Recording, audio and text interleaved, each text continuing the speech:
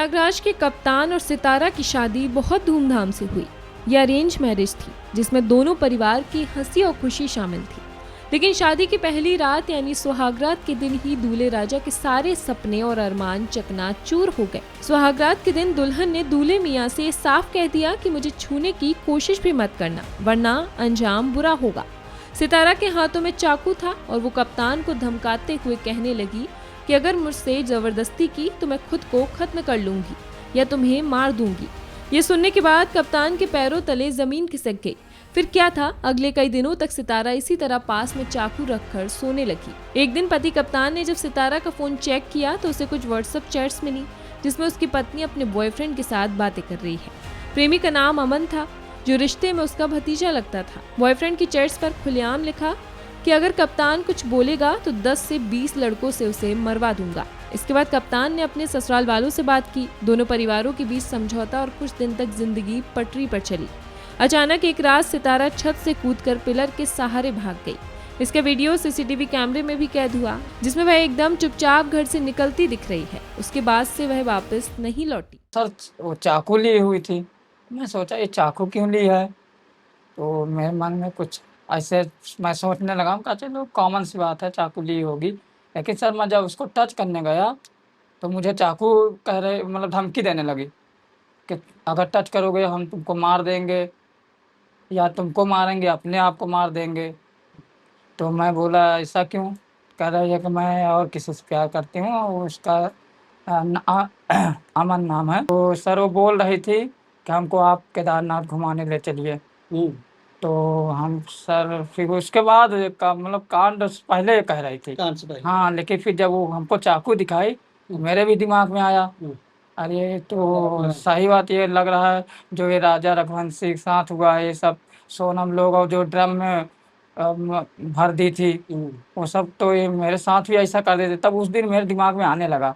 Sir मैं बहुत डर गया था अपने समय।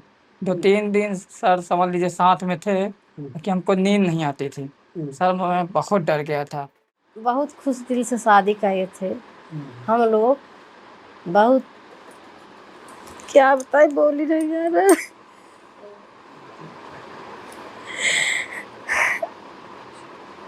तो बहुत से तक डर क्यों लग रहा है?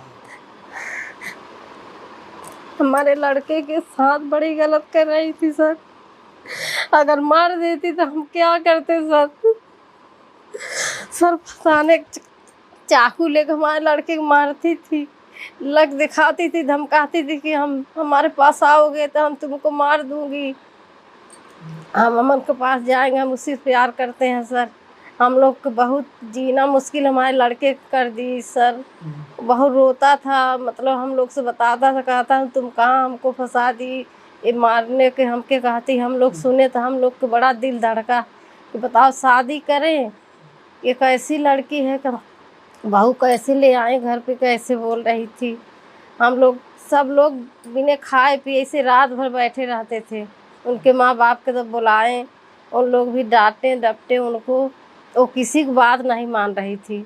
वो कह रही हम उसी के साथ रहेंगे, हम उसी के साथ खुश रहेंगे, हम यहाँ पर नहीं रहेंगे, यहाँ पर रहेंगे तो हम उनको मार डालेंगे या मर जाऊँगी, हम फंसा दूँगी सब लोग के। वो आते ही मतलब यहाँ घर पे तांडव मचाने लगी, लड़के से नाखुश रहती थी और ये सब बोलती थी कि हम दूसरे से प्यार करते हैं और हम आपके पास नहीं रह पाऊँगी।